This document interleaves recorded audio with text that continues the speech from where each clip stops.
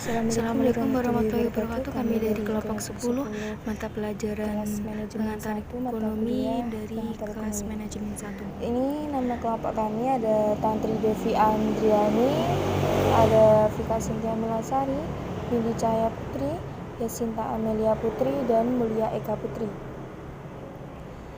Kami di sini membahas tentang pertumbuhan ekonomi. Pertumbuhan ekonomi yang pertama adalah konsep dan pengukuran. Suatu perekonomian dikatakan mengalami pertumbuhan ekonomi jika jumlah produksi barang dan jasa meningkat. Dalam dunia nyata, amat sulit untuk mencatat atau menjumlah unit barang dan jasa yang dihasilkan selama periode waktu tertentu. Kesulitan itu muncul bukan saja karena jenis barang dan jasa yang dihasilkan sangat beragam, tetapi satuan ukurannya pun berbeda.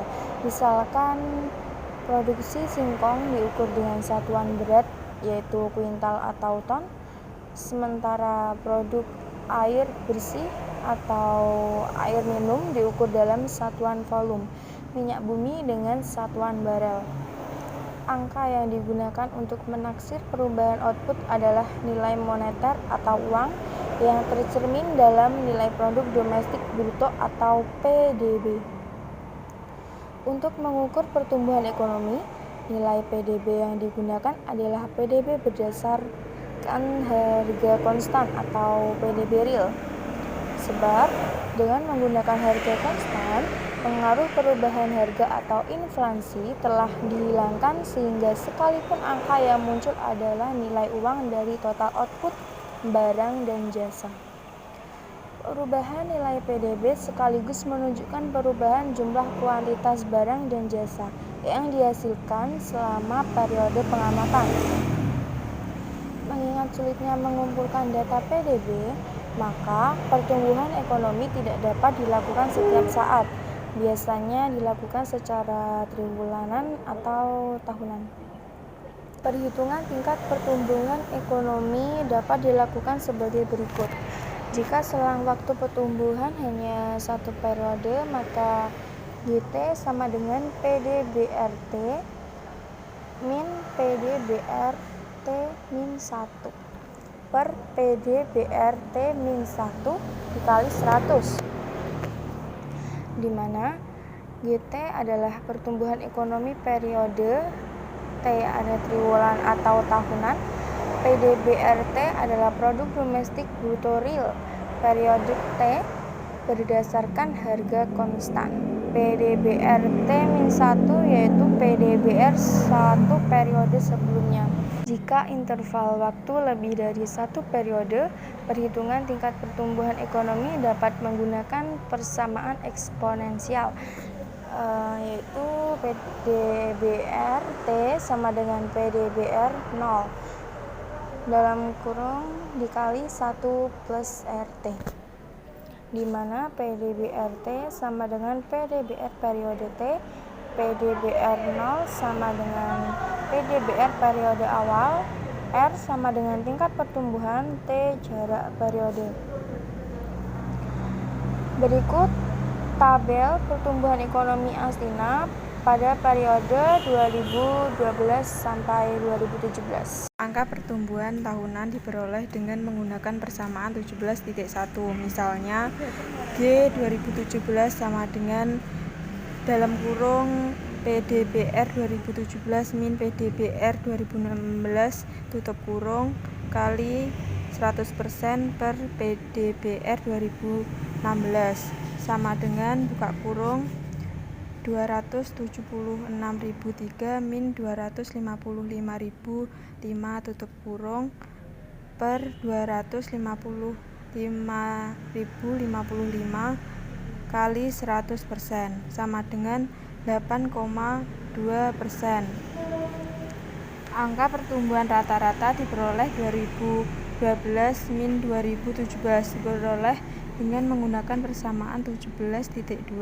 PDBR 2017 sama dengan PDBR 2012 pangkat dalam kurung 1 per R tutup kurung pangkat 5. Kita ubah persamaan ini dalam bentuk logaritma sehingga log dalam kurung PDBR 2017 tutup kurung sama dengan log dalam kurung PDBR 2012 tutup kurung plus 5 log buka kurung 1 plus R tutup kurung.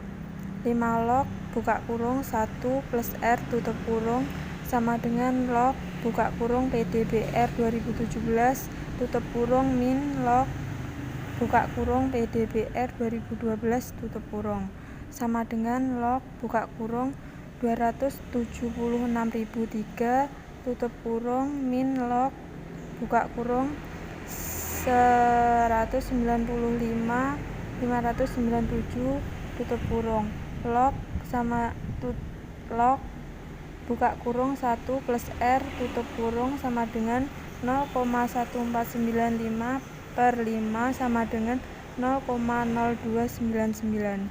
Dengan mengganti logaritma angka 0,0299 diperoleh 1 plus R sama dengan 1,071.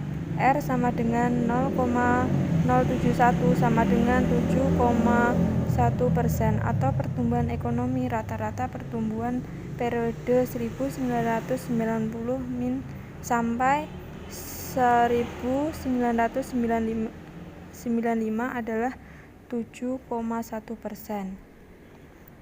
Perekonomian makin membaik. Ukuran baik buruknya dapat dilihat dari struktur produksi dalam kurung sektoral atau daerah asal produksi buka kurung regional. Dengan melihat struktur produksi dapat diketahui apakah ada sektor yang terlalu tinggi atau terlalu lambat pertumbuhannya. Tabel 17.2 pertumbuhan ekonomi Astina periode 1992 sampai 2016 atas harga konstan 2012 per tahun sebagai berikut. Pertumbuhan ekonomi jangka panjang Astina melebihi angka 6% per tahun. Tingkat pertumbuhannya mengalami naik turun. Tingkat pertumbuhannya tertinggi terjadi selama 1992 sampai 2002, yaitu 8% per tahun. Sedangkan terendah terjadi selama periode 2012 sampai 2016 yang hanya 4,9% per tahun. Dari tabel juga terlihat bahwa sektor relatif sangat tinggi. Tingkat pertumbuhannya adalah sektor sekunder selama periode 1992 sampai 2016 mencapai rata-rata 11% per tahun. Kebalikan dari sektor sekunder adalah sektor primer. Pertumbuhan rata-ratanya selama periode 1992 sampai 2016 hanya 3,6% per tahun atau hanya 1/3 kali tingkat pertumbuhan sektor sekunder. Pertumbuhan ekonomi. 2. Pentingnya pertumbuhan ekonomi. Sampai saat ini yang masih menjadi perdebatan di Indonesia adalah mana yang lebih penting, pertumbuhan atau pemerataan. Terlepas dari hal tersebut, yang pasti pertumbuhan ekonomi sangat penting dan dibutuhkan. Tanpa pertumbuhan tidak akan terjadi peningkatan kesejahteraan, kesempatan kerja, produktivitas, dan distribusi pendapatan. Pertumbuhan ekonomi juga penting untuk mempersiapkan perekonomian menjalani tahapan kemajuan selanjutnya. Pertumbuhan ekonomi dan kesempatan kerja. Hubungan antara kesempatan kerja dan output dapat dilihat berdasarkan rasio kerja output dan angka elastisitas kesempatan kerja. Rasio kesempatan kerja output menurutnya tingkat pengangguran yang minimal 4% per tahun akan tercapai bila seluruh kapasitas produksi terpakai, kesempatan kerja penuh atau full employment. Konsekuensi pemikiran Okun adalah pentingnya menjaga perekonomian agar berada dalam keadaan kesempatan kerja penuh. Seandainya ada hubungan proporsional antara tingkat output dinotasikan I dan kesempatan kerja dinotasikan L, di mana hubungan proporsionalnya dilambangkan dengan C, maka L sama dengan CH. AL per AH sama dengan C. Dari persamaan di atas dapat diketahui bahwa untuk menambah kesempatan kerja, output harus bertumbuh sebab setiap unit pertambahan output akan menambah kesempatan kerja sebanyak C unit. Sementara itu, tingkat efisiensi mempunyai dampak mendua terhadap kesempatan kerja. Pertama, terutama dalam jangka pendek. Membaiknya efisiensi akan mengurangi kesempatan kerja yang lebih sedikit. Kedua, terutama dalam jangka panjang, efisiensi yang berkaitan dengan kemajuan teknologi akan memperluas kesempatan kerja. Angka elastisitas kesempatan kerja. Alat analisis lain yang digunakan untuk melihat hubungan antara kesempatan kerja dan pertumbuhan ekonomi adalah angka elastisitas kesempatan kerja. Angka ini menunjukkan beberapa persen kesempatan kerja akan bertambah untuk setiap 1% pertumbuhan ekonomi. NL sama dengan dalam kurung AL per L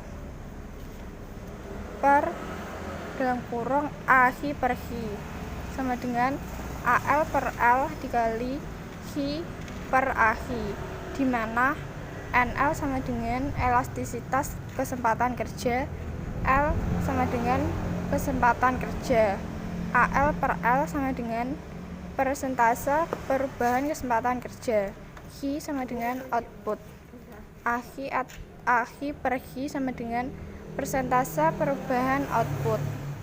Tingkat efisiensi juga mempunyai dampak mendua terhadap kesempatan kerja, seperti pada penjelasan tentang rasio kesempatan kerja output. Pertumbuhan ekonomi dan perbaikan distribusi pendapatan. Distribusi pendapatan yang baik adalah yang makin merata. Pertumbuhan ekonomi hanya akan menghasilkan perbaikan distribusi pendapatan bila memenuhi setidak-tidaknya dua syarat, yaitu memperluas kesempatan kerja dan meningkatkan produktivitas. Jika alat pertama yang digunakan untuk perbaikan distribusi pendapatan adalah mekanisme pasar, maka agar dapat bertahan di pasar, para pekerja harus terus meningkatkan produktivitas. Persiapan bagi tahapan kemajuan selanjutnya untuk menunjang pertumbuhan jangka panjang yang dibutuhkan bukan saja tenaga kerja, bahkan bahan baku dan teknologi, melainkan juga kelembagaan ekonomi dan sosial yang modern. Kelembagaan tersebut misalnya pasar, keuntungan, uang, hak milik, kepastian hukum, dan demokrasi. 3. Faktor-faktor penentu pertumbuhan ekonomi. Faktor-faktor penentu pertumbuhan ekonomi tersebut yaitu sebagai berikut. 1. Barang modal. 2. Tenaga kerja. 3. Teknologi. 4. Uang. 5. Manajemen. 6. Kewirausahaan. Dan 7. Informasi. Pertumbuhan ekonomi. Teori-teori pertumbuhan ekonomi. Perbedaan antara teori yang satu dan yang lain terletak pada perbedaan fokus pembahasan dan atau asumsi-asumsi yang digunakan. 1. Teori jumlah penduduk optimal atau optimal population theory. Menurut teori ini, berlakunya TLDR atau the law diminishing return menyebabkan tidak semua penduduk dapat dilibatkan dalam proses produksi. Jika dipaksakan, justru akan menurunkan tingkat output perekonomian, seperti digambarkan pada gambar 17.1. 2. Teori pertumbuhan neoklasik atau neo-growth theory. Teori ini dikembangkan oleh Solow tahun 1956 dan merupakan penyempurnaan teori-teori klasik sebelumnya. Fokus pembahasan teori pertumbuhan neoklasik adalah akumulasi stok barang modal dan ketertarikannya dengan keputusan masyarakat untuk menabung atau melakukan investasi. Asumsi-asumsi penting dari model Solow antara lain: 1. tingkat teknologi dianggap konstan atau tidak ada kemajuan teknologi. 2. Tingkat depresiasi dianggap konstan. 3. Tidak ada perdagangan luar negeri atau aliran keluar masuk barang modal. 4. Tidak ada sektor pemerintah. 5. Tingkat pertambahan produk atau tenaga kerja juga dianggap konstan. 6. Untuk mempermudah analisis, dapat ditambahkan asumsi bahwa seluruh produk bekerja, sehingga jumlah penduduk sama dengan jumlah tenaga kerja. Jika H sama dengan output atau PDB, K sama dengan barang modal, dan L sama dengan tenaga kerja, maka Y sama dengan F kali K, di mana Y sama dengan PDB per kapita atau H per L, K sama dengan modal per kapita atau K per L. Jika digambarkan dalam bentuk grafik, maka fungsi produksi per kapita adalah seperti tampak dalam gambar 17.2. Bentuk kurva Y yang parabolis menunjukkan terjadinya the law of diminishing return atau TLDR. Untuk menjaga agar perekonomian dapat mempertahankan tingkat outputnya, stok barang modal per kapita tidak boleh berkurang. Untuk itu, tingkat investasi yang dilakukan harus mempunyai dua fungsi. 1. Mengganti barang modal yang sudah usang. 2. Menambah stok barang modal sebagai respon terhadap pertambahan tenaga kerja. 3. Teori pertumbuhan endogenous growth theory, teori yang dikembangkan oleh Romer pada tahun 1986. Ini merupakan pengembangan mutakhir teori pertumbuhan neoklasik. Kelemahan model klasik maupun neoklasik terletak pada asumsi bahwa teknologi bersifat eksogenus. Konsekuensi asumsi ini adalah terjadinya the law of diminishing return karena teknologi dianggap sebagai faktor produksi tetap. Konsekuensi lebih serius dari memperlakukan teknologi sebagai faktor eksogen dan konstan adalah perekonomian yang telah lebih dahulu maju dalam jangka panjang akan terkejar oleh perekonomian yang lebih terbelakang selama tingkat pertambahan penduduk, tingkat tabungan, dan akses terhadap teknologi adalah sama. 4. Teori Schumpeter. Schumpeter berpandangan bahwa pertumbuhan ekonomi sangat ditentukan oleh kemampuan kewirausahaan. Sebab para pengusaha yang mempunyai kemampuan dan keberanian mengaplikasi penemuan-penemuan baru dalam aktivitas produksi. Langkah-langkah mengaplikasikan penemuan-penemuan baru dalam dunia usaha merupakan langkah inovasi. Termasuk dalam langkah-langkah inovasi adalah penyusunan teknik tahap produksi serta masalah organisasi manajemen agar produksi yang dihasilkan dapat diterima pasar. 5. Teori Harrod-Domer. Teori Harrod-Domer melihat pentingnya investasi terhadap pertumbuhan ekonomi sebab investasi akan meningkatkan stok barang modal yang memungkinkan peningkatan output. Sumber dana domestik untuk keperluan investasi berasal dari bagian produksi (pendapatan nasional) yang ditabung. Investasi, tingkat output perekonomian mempunyai proporsional konstan dengan jumlah stok barang modal. Seandainya tingkat output dinotasikan Y dan stok barang modal dinotasikan K, maka Y sama dengan delta K, di mana delta adalah rasio output barang modal (capital output ratio disingkat COR), yaitu angka yang menunjukkan berapa jumlah output yang dapat dihasilkan dari stok barang modal tersedia. Umumnya nilai delta adalah positif namun lebih kecil daripada 1 (0) lebih kecil delta lebih kecil 1. Misalnya stok barang modal adalah 10.000 bila nilai COR adalah 0,5 delta sama dengan 0,5 maka output yang dihasilkan adalah 5.000. Jika perekonomian ingin meningkatkan output menjadi 6.000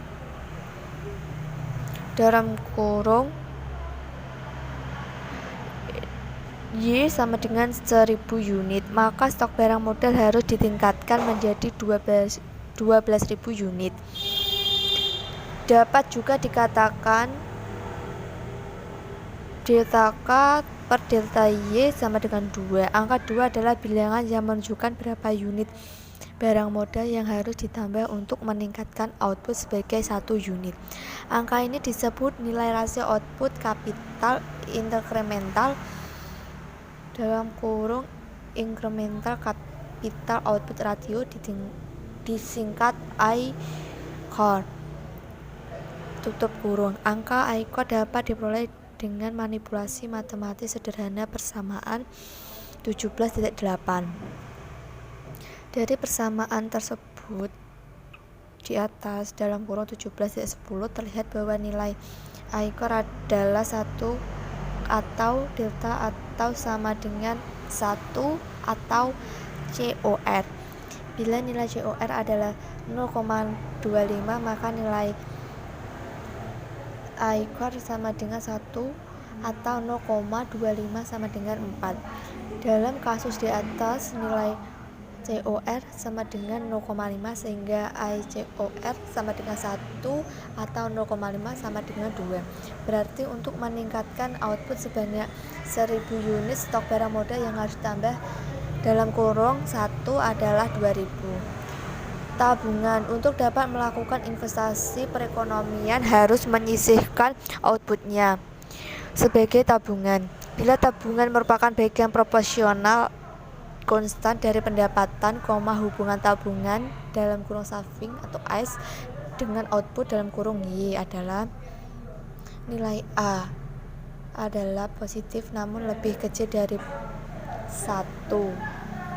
Misalnya nilai delta sama dengan 0,06 atau 6%, maka pada tingkat output 1000 besarnya tabungan S sama dengan 6% kali 1000 dikurangi 60. Bila tingkat tabungan sebesar 6%, berapa tingkat pertumbuhan ekonomi yang diharapkan?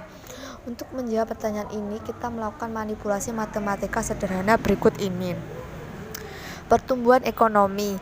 Tingkat pertumbuhan output keseimbangan tercapai pada saat I sama dengan S sama dengan delta Y sama dengan delta K sama dengan delta Y sama dengan 1. Delta Y sama dengan delta Y. Delta Y sama dengan delta Y sama dengan A, di mana Y pertumbuhan ekonomi bila tabungan merupakan 6% pendapatan, sedangkan COR sama dengan 0,5 atau ICOR sama dengan 2. Maka pertumbuhan ekonomi yang diharapkan adalah 6% atau 2 sama dengan 3% per tahun. Sekian, terima kasih. Wassalamualaikum warahmatullahi wabarakatuh.